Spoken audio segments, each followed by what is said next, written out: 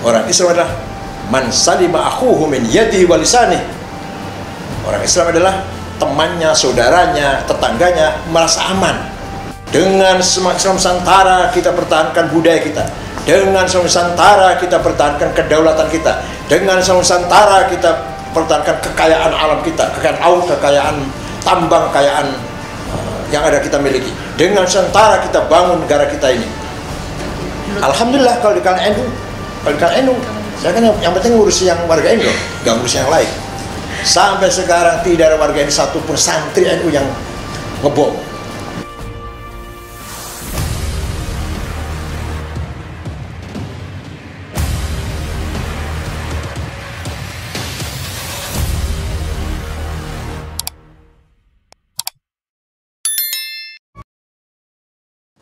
Islam dari kata Islam saja, dari kata salam, damai, atau salamatun, selamat dan menyelamatkan.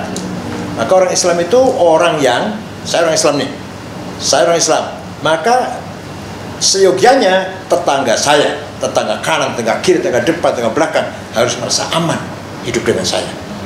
Kalau saya orang Islam, tetangga ketakutan, yang depan ngeri, yang sebelah kiri ketakutan, yang sebelah belakang penuh kekhawatiran, saya bukan atau tidak benar sebagai orang Islam. Orang Islam adalah man salima akhuhu min yadihi wa lisanihi. Orang Islam adalah temannya, saudaranya, tetangganya merasa aman. Dengan Islam Nusantara kita pertahankan budaya kita. Dengan Islam Nusantara kita pertahankan kedaulatan kita. Dengan Islam Nusantara kita pertahankan kekayaan alam kita, kekayaan laut, kekayaan tambang, kekayaan yang ada kita miliki. Dengan Nusantara kita bangun negara kita ini. Alhamdulillah kalau di kalangan NU, saya kan yang penting ngurus yang warga NU, gak ngurus yang lain. Sampai sekarang tidak ada warga NU satupun santri NU yang ngebom. Tidak ada santri NU yang ngebom, tidak ada pondok pesantren NU yang radikal, tidak ada kiai NU yang ngajari radikal.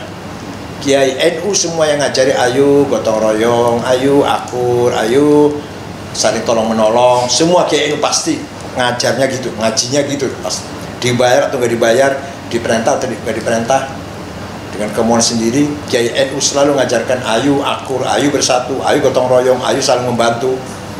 Kiai sendiri mencontohkan, kiai ini bikin contoh, diikuti oleh masyarakat. Ada orang sakit, nengok, ada orang mati, nengok, ada orang susah dihibur. Kiainya sendiri perannya begitu sebagai informal leader tengah-tengah masyarakat. Ayah saya kiai. Setiap ada orang meninggal dunia, walaupun tidak diundang, tidak datang. Ada orang sakit, dia tengok. Saya masih ingat ayah saya. Kalau lagi naik sepeda gitu, ada ya orang yang gak terpandang atau ketua RT apa itu. Ayah saya turun dari sepeda, nyalami dulu. Pernah suatu ketika nanam cabai rawit. Ketika mau ditengok, ada yang lagi mencuri, tetangga selatan lagi mencuri cabai. Ayah saya balik lagi, biarkan mencuri, jangan sampai ketahuan. Tapi lama-lama ketahuan, lama-lama dia dengar bahwa ketika waktu itu mencuri ketahuan oleh Kiai Akil, minta maaf. Ada seorang mandor tebu sinder, sombong orangnya. Kalau ada orang sholat Jumat, dia di depan rumahnya makan-makan, terang-terang gak sholat Jumat gitu loh. Puasa terang-terangan sarapan di depan rumah. Ayah saya datangi, ya kalau datangnya bukan berarti ayo sholat, enggak. Ya ngobrol, harganya tembakau berapa, harganya rokok berapa, harganya beras sekarang berapa. Ngomong alun itu lah, bukan masalah sholat, enggak. Lama-lama malu. Selalu dia didatangi oleh kiai, dia nggak sholat malu, dia nggak puasa malu. Akhirnya menjadi orang yang sangat taat ibadah. Saya masih ingat, namanya Pak Rusdi namanya. Mandor tebu, sinder ya bahasa Cirebon. Jadi begitulah cara dakwah itu seperti itu. Saya ceramah di Jepang tentang Islam Nusantara. Selesai ceramah, 16 orang masuk Islam. Ceramah di Victoria di Hong Kong. Yang saya ceramah TKW, tapi beberapa orang Hong Kong, majikannya si TKW ini ikut mendengarkan. Selesai ceramah, 2 orang masuk Islam. Dari setiap minggu di sini, hampir setiap minggu pasti ada orang masuk Islam. Ya, bukan hanya ISIS ya, pemahaman yang tidak sesuai, tidak membangun, tidak mendorong kemajuan umat Islam harus kita tangkal. Seperti ada orang kesana kemari ceramah Maulid Nabi bid'ah, Isra Mi'raj bid'ah, Yasinan atau membaca doa itu bid'ah, itu menghancurkan tatanan masyarakat. Masyarakat kita sudah tenang-tenang kok. Ada orang mati tahlilan, ada maulid Nabi mauludan, ada bulan Rajab-Rajaban, ada bulan Syawal halal, bulan Ramadan nuzul Quran, dan menjadi bagian dari Islam kita. Lalu mau diobrak-abrik, mau dihancurkan seperti itu. Ini berarti orang bikin gaduh tatanan masyarakat yang sudah mapan. Ya kan, sudah mapan, sudah maulid Nabi, ada bulan maulid Nabi, ada bulan Rajab, Rajaban, ada orang mati tahlilan. Itu mau dihilangkan, mau dilarang, dicaci maki, berarti merusak tatanan masyarakat. Kalau ada masyarakat, tatanan masyarakat hancurlah, hilanglah kesatuan masyarakat ini. Silaturahim tidak ada, media rekonsiliasi di majlis zikir sudah tidak ada.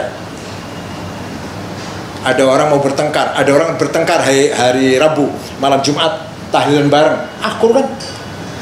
Jadi tahlil itu adalah media rekonsiliasi level grassroots. Oke.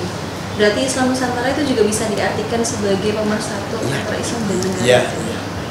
Kita andil besar dalam memperkuat persatuan bangsa Indonesia dengan budaya, bukan dengan kekerasan. Tahlilan, ketemulah satu RT atau satu kelurahan dalam tahlilan itu, apa enggak mempertebal ukhuwah, memperkuat persaudaraan? Yang tadinya nggak kenal jadi kenal, yang kenalnya kurang dekat jadi dekat, yang kemarin bertengkar jadi salaman dengan murah meriah ini. Pemerintah nggak repot-repot. Oh, Wali Songo, maksudnya Wali Songo.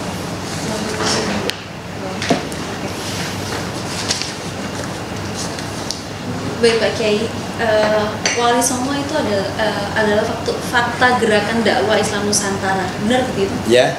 Terus bagaimana itu? Jadi sebelum ada Wali Songo, dakwah itu masih sporadis. Di sana ada wali, di sana ada kiai, di sana ada ulama, ayo dakwah sendiri-sendiri. Tapi setelah terbentuk Dewan Majelis Wali Songo, yaitu Sunan Gunung Jati, Sunan Kudus, Sunan Kalijaga, Sunan Muria, Sunan Derajat, Sunan Bonang, Sunan Giri, Sunan Gresik, Sunan Ampel, maka Sunan Muria, maka itu sebuah dewan ya, Majelis Wali Songo yang semua ingin menyampaikan dakwah Islam dengan terorganisir.